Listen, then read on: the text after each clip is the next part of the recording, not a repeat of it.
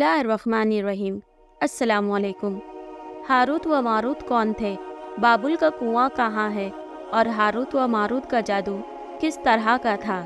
ये वो पुरइसरार सवालात हैं जिनके जवाब तो बहुत हैं और लिखने वालों ने भी बहुत कुछ लिखा है, लेकिन इस किस्से कहानियों में हकीकत को तलाश करना गहरे समंदर से मोतियाँ निकालने के बराबर है।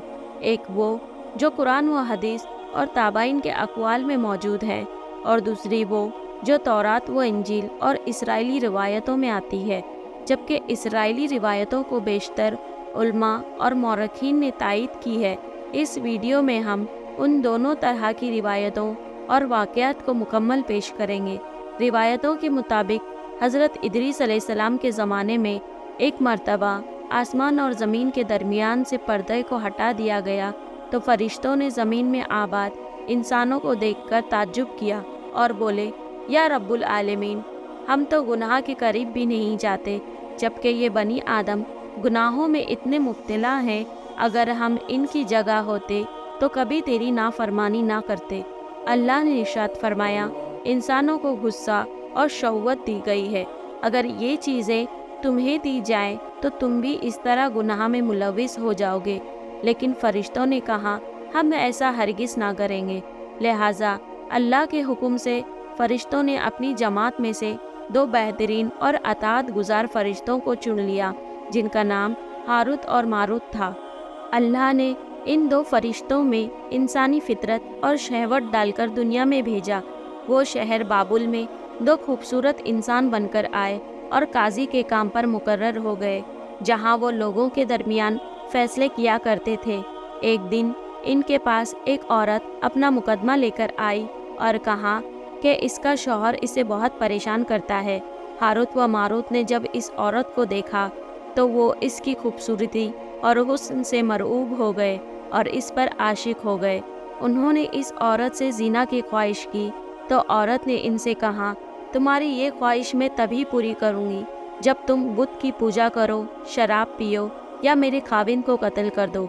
हारूत व मारूत ने शराब नौशी को छोटा गुनाह समझकर पी लिया और नशे की मस्ती में दो और कबीरा गुनाह कर बैठे। इस औरत ने इनसे आसमान पर चढ़ने का अमल भी सीख लिया, जिसके ज़रिए वो आसमान पर जाते थे। जब औरत इस अमल के ज़रिए आसमान पर गई तो अल्लाह के हुक्म से उसे सितारे की शक्ल में मस्क कर दिया गया। चूँकि इस औरत का नाम ज़ोहरा था, इसलिए वो सैयारा ज़ोहरा कहलाया, जिसे आज वीनस कहते हैं। इस गुनाह की वजह से हारूत व मारूत खुद वो इसमें आज़म भूल गए जिसे पढ़कर वो आसमान पर जाते, और बतौर सज़ा इन्हें बाबुल के एक कुएं में उल्टा लटका दिया गया, जहां वो ता क़यामत यूं ही कैद रहेंगे। ये एक इसराइली रिवायत है जिसे इमाम इब्न कसीर और फ़खरुद्दीन राज़ी जिसे मुफस्सरीन अफसाना और मनगढ़ंत कहानी करार देकर सख्ती से रद्द कर देते हैं। वहीं इमाम सियूती जैसे उल्मा इस रिवायत को मुस्तनिद मानते हैं। हारूत व मारूत और चाहे बाबुल के सिलसिले में एक और रिवायत कसरत से बयान की जाती है, जिसके मुताबिक एक ज़माना ऐसा था जब शहर बाबुल रोए ज़मीन पर तहज़ीब व तमद्दुन का मरकज़ था। यहाँ के लोग बातिल खुदा की परस्तिश करते थे। ये लोग अपनी किस्मत उनसे वाबस्ता समझते थे, इसलिए इल्म निजूम और इल्म फ़ल्कियात में बड़े माहिर थे। इनके बुत कदों में सितारों की पूजा की जाती थी। ये लोग जादू, तंत्र मंत्र, सफली को बहुत अहमियत देते और इसे इल्म के ज़रिए माशरे में खूब सज़ा फैलाते थे। ये लोग दिलीसिम जादू, तंत्र मंत्र में बहुत आगे बढ़ गए। इसमें बड़े बड़े जादूगर मौजूद थे। इनकी तारीखी किताबों में जगह जगह जादू और तंत्र मंत्र ही नज़र आता है। इनका जादू दूर दूर तक मशहूर था। मुख्तसर ये इस शहर का बाशिंदा होना ही जादूगर होने की अलामत थी।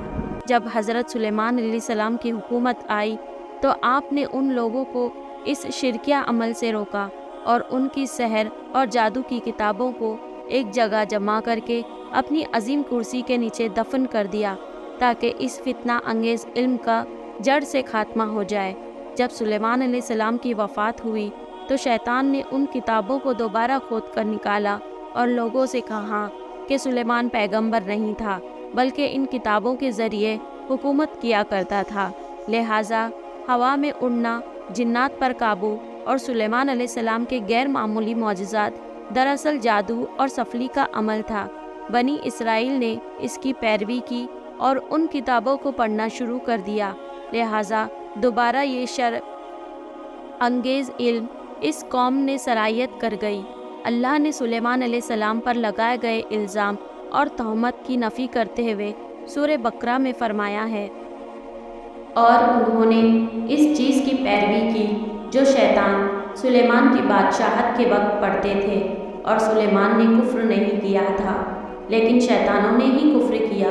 لوگوں کو جادو سکھاتے تھے، اور اس چیز کی بھی جو شہر بابل میں ہاروت و ماروت 2 فرشتوں پر اتارا گیا تھا، اور وہ کسی کو نہ سکھاتے تھے جب تک یہ نہ کہہ دیتے کہ ہم تو صرف آزمائش کے لیے ہیں، تو کافر نہ بن۔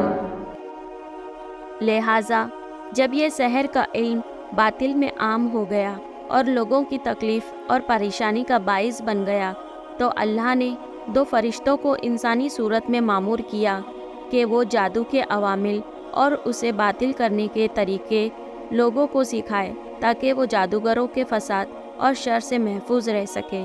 لیکن یہ تعلیمات غلط مقصد کے لیے بھی استعمال ہو سکتی تھی، حالانکہ وہ فرشتے لوگوں کو تنبیہ کرتے تھے اور ان کے لیے صراحتاً کہتے تھے کہ یہ تمہارے لیے ایک طرح کی آزمائش ہے، لیکن پھر بھی وہ لوگ ایسے کاموں میں پڑ گئے جو انسانوں کے لیے ضرر اور نقصان کا باعث تھا۔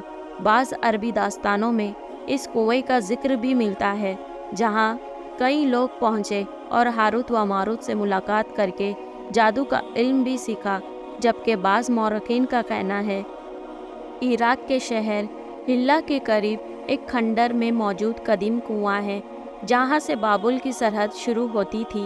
یہ اس کنویں کو ہی چاہے بابل قرار دیتے ہیں۔